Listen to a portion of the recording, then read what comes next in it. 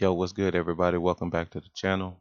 This week we got Low G again, and we about to do some more leveling up for this week. All right, let's jump into it. If you're new to the channel, hit that subscribe button, hit the like button, leave me a comment. Let me know if you want to see something. Let me know if you have an idea that you're trying to get out and you're trying to figure out how to get it done. Just hit me up. Normally, I start with my white background or black background, but for this week, I did it a little bit different. So I started with a 1920 by 1080 aspect ratio, and I just wanted to give it a little widescreen look. So that's why it looks a little bit different from my normal template. But anyway, let's jump right on into it.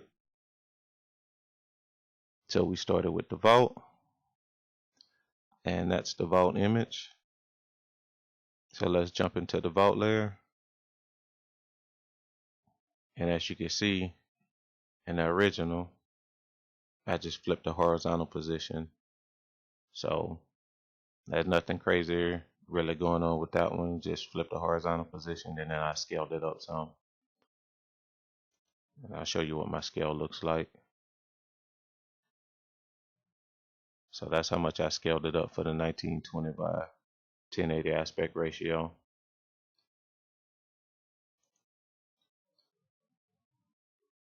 Then we have some smoke wisp, and I wanted that to come out of the vault. Pull that back a little bit. There you go. And let's dive into what I did for that one. It's just a video track that I put a mask on, and I'll close the mask out so it would have covered all the way up to that part. And I didn't want it to do that, so basically what I did, I just put a mask on just the area that I needed. I'll let you look at the mask too. So that's how I covered it up with the mask. Yeah, I have a second one in there, same thing. That's the mask for it, and that's how much it would have covered up. So nothing really crazy with that. And here's the cop layer. And the reason why it's locked is because I knew I was going to make a copy of it, take it into After Effects, and scale it up. So it's kind of one of the things that I want to do with this one. But here's some of the things that I use in that cop layer, and I'll show you both layers. So let me unlock this, and I'll dive into, let's go down to the bottom of it. So here's one cop layer. So I just cut him on out, nothing special. And I'll take that off so you kind of see what. Then we have some color grading things that I did to it. As you can see, there's a red tint right here. So I put a red tint on him. And then I fixed some of the exposure as he was too bright. So I darkened him up some. And then we have the hue and saturation. I'll turn this off, and then you can see the hue and saturation. It's in his skin where he's kind of red, and I took some of the redness out of his skin. The reason why I put this red over here as if there was a police car or lights flashing inside of the building, and it's just reflecting on his clothes. So that's kind of why I put that red halo on him right here. So that's the inner right cop. Then we do the right cop, which is this one over here. And let's dive on to the bottom of it. Same thing, just a stock image. And here's the cop right here with some other police officers. I think this is probably like a little demonstration. I think this was when the riots were all happening. And so somebody took a picture of that, and I just cut him out. And then I put blue and red lights on him. And then some hue and saturation stuff. So take that out. And that's from the actual image itself that has the blue in it. I'll go back, you can see that blue and that red that's in there. and I want to control that. So I took some of that out. Even though I added it back in, I wanted it to be controlled. So that's the right cop. Then we have the left back cop, which is this guy over here in the corner.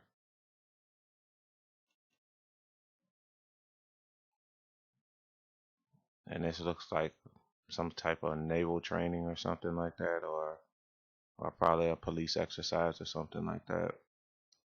Just a Google image I found. Cut him out.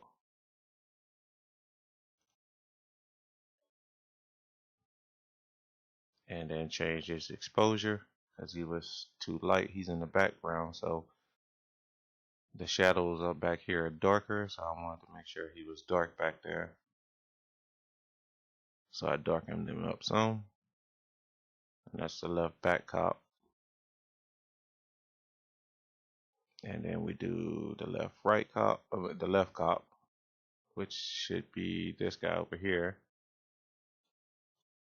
And we'll dive into his layer. And that's him right here. And even though there's this other stuff over here, I didn't really cut all that because I knew I was going to scale it up because I wanted to push back in Z space. Started out with something big and then push back in Z space to a certain point, and then it wouldn't even matter. But that's what it originally looked like. And this week's lesson should be kind of short. Just kind of walk through this one. This one is not as complicated as the other two, but it has a lot of intricate things that actually makes it, stand out a little bit more. So that's that cop. And I think that's all the cops in there. I'm trying to find this one, this guy here. Okay, there he is. I skipped one. And here's how that looked. So, and I like this guy. I could have used this guy, but the arm was in the way and I didn't feel like taking the clone stamp brush. And I'll kind of show you what if I would have done that. I would have taken the clone stamp brush and just kind of made another arm if I did. So I'll scale it up just a little bit. I just sampled that and went in there and just made a copy of everything until I would have eventually just taken his arm out. I could still get the result that I need, just clone stamping stuff in. And I'm just taking from certain areas because I know I don't have everything, but because I know that just a small area, I'm not too worried about it looking that great. If it's going to stand out, then I would. But if it's just something that's going to be in the background covered up by something else, then I'm not going to worry too much about it. And you just have to kind of look at what your needs are whenever you're doing it, so you can figure out whether it works best for you or not. And I'm just painting that in.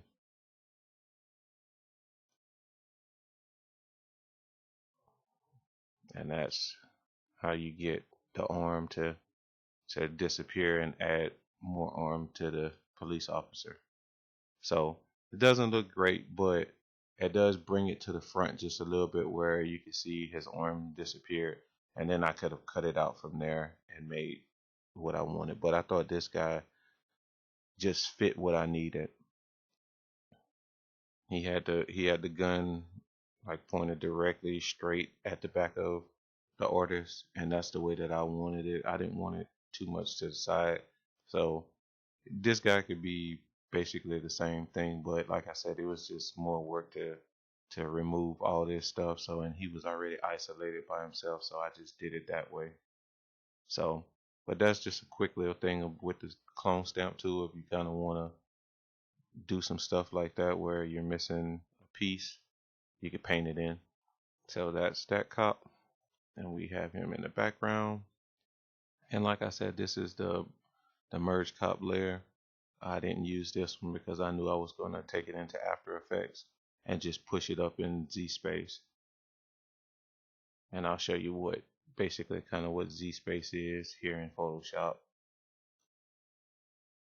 So I'll turn that one off, turn this one on, and then I'll press Control T.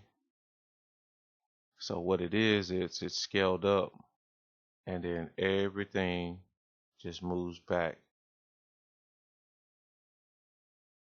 in the space that it's at until it fits where it's at. Because basically what I wanted to show was the artist walking forward, and as he's walking forward, objects in the background are getting smaller because he's getting closer to the camera. So as he moves closer to the camera, that makes him bigger, and objects in the background farther away. And I'll jump into that, and I just merged all that together. So that's all of that together in that one layer. And even though you don't see all that extra stuff, it's still there. It's just merged together. And like I said, I put it in Z space, and it just scales back like that to show them getting smaller as he's walking forward. And then when I get to my certain point that I need, I just stop. So that's the merge cop layer. And then we do a glint or a shine, and that's just coming out of the vault because of the light. So you have that little glint that's happening. And it also gives a good halo too. So you can see it coming across and shining light on him. And then coming across and kind of lighten him up in the background. Because light always wraps around a person. So you could always kind of get away with like putting light on top of a subject because light will always wrap around you. And then I did some floor shine where it reflected off the floor a little bit.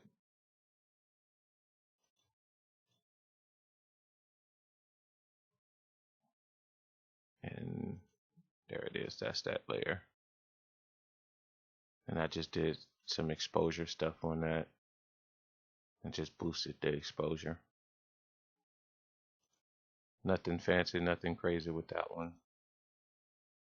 Then there's the background halo around the artist. Now, in the first episode of I Call the Shots, I talked about some background separation, and sometimes that when designers are doing lighting in the background, they normally just do a spotlight to separate from the background. Well, in this case, that's just what I did with this one. Even though there's light coming from the vault, and you could kind of say that it's coming from that direction, I just put just a big spot right there, just a big light spot right there to separate it from the background. And it also adds to the fact that it's shining in the camera, so it'll haze it up a little bit. It'll haze the lens up just a little bit too. So that was just kind of something that I was thinking about whenever I did that, even though it's mostly for separation. And then we dive into the artist layer. Now this is another one just like the cop layer. I took it into After Effects and I did some things with it in After Effects, but I'll show you kind of what I did. I changed the shirt hue. He had a black shirt. I changed it to a red shirt. And so as I dive into it, you can see right here is a little video. Cancel that out. It's a little video icon, basically saying it comes from a video layer.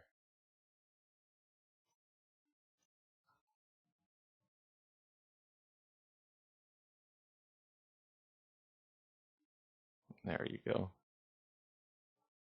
And I think what I've done with it, since animation, the olden animation was kind of like in like 12 frames or so. I think I also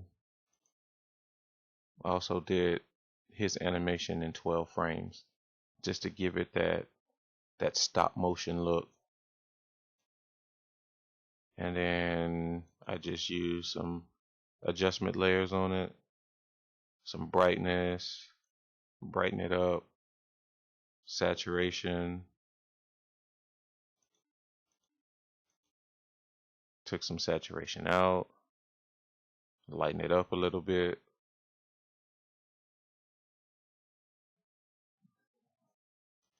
color adjustment.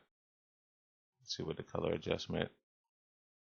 So I did a master, but I also did something in the blues and also something in the reds. So nothing really crazy, just kind of color grading it and readjusting the white balance and the color adjustments on it that I wanted to make it look a little bit different. So that's that layer. I'm gonna lock that back, turn that off, and this is the actual layer.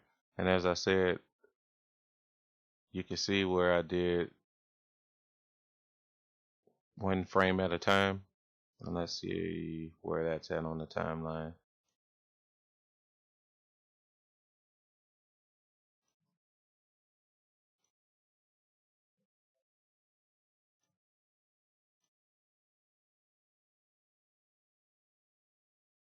And what I've done with that, I turned it into 12 frames, or it says 11, and just did it as stop motion. So it's not the full 24 frames per second, it's just one frame at a time, and I just cut it down to 12. Then I added some money, and I did the same thing that I did with the top layer. And then finally, the color grade to it. And I used a green teal type look to give it that envious look. And I'll dive into that and kind of show you what the color grade was like for that.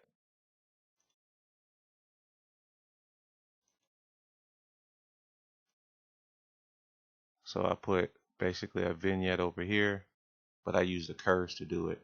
Normally I use the brightness level, but I did a curves with this one. Exposure. Let's look at what I did for that. Just kind of brought it down just a little bit. Then I use another curves on top of that to give it that film look.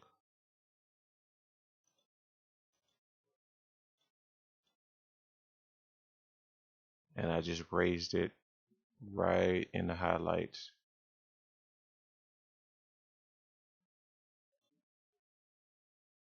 Then orange and teal. And that was just a LUT that I put on there. Then I added a vignette. And that's darkening up the edges. And I could have left it like that, but I didn't like that blue tone to it. Like I said, I wanted to be green, because in the color palette, green represents like envy. So I wanted it to be more on that side. Then my final color grade, and then I used the ember, and it added and accentuated that green. So it has that reddish hue to it with the green on top of it. So it kind of makes you feel jealous in a sense. So that was what I was going for. Then I added the title to it, and it's called Bet the Bank, Low G.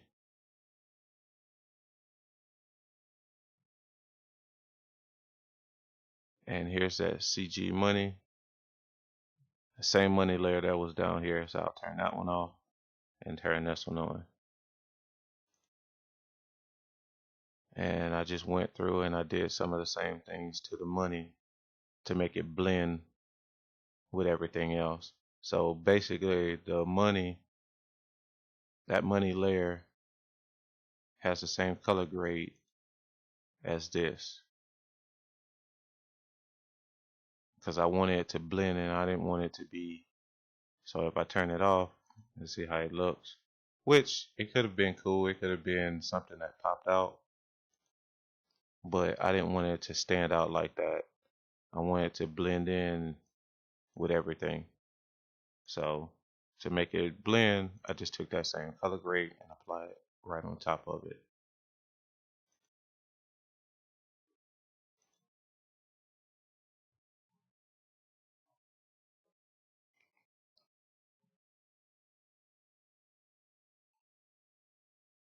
And then we'll look at the money. And like I said, it's a video layer. Right here you can see the little video track. And I just put it in Z space and pushed it forward. So this one this week was pretty much simple. It wasn't like the ones last couple of weeks. So it's not as complicated like I said, but it is in a sense complicated to the fact that it has some things in there that you would need After Effects for. But you can still achieve the same thing in Photoshop with that. And the only thing that would just entail just scaling everything up. So you can scale everything up as needed. You don't really need After Effects to do what I did. It just made it easier just for me, because I didn't want to take the time and do frame by frame and do it that way. So I just wanted it to be one continuous video layer and just layer it in there and have it scale up. So that wraps up this week, and I'll show you what the final product looks like. There you go. Something super simple, something to level up your animated graphics. And as you can see, we got the glow on his chain that moves with him. We got the glow on his teeth. And one thing I didn't mention, which is not really a part of the video, his teeth. What I've done, this actual from his music video, he has a line in there where he says something about a missing tooth, and I just kept it in the actual animated graphic because I thought it was actually pretty cool that we took out his tooth. But you can check out the video, and I'll leave a link in the description to the video, and you can check that out. But as I said before, I mean, this is super simple. Things just moving in Z space. Like I said, as he gets closer to the camera, the guys in the background, they push their way back. The money pushes forward as if he was blowing the safe and the money was coming out of the safe. And he's just walking forward, all in 3D space. And then you have the smoke back there as well. So you have the smoke coming out of the vault. These guys are being pushed back. And then you have the money pushing forward, and like I said, the shine on his teeth and all that good stuff. So I appreciate y'all tuning in this week. And as always, teach, learn, grow, and inspire.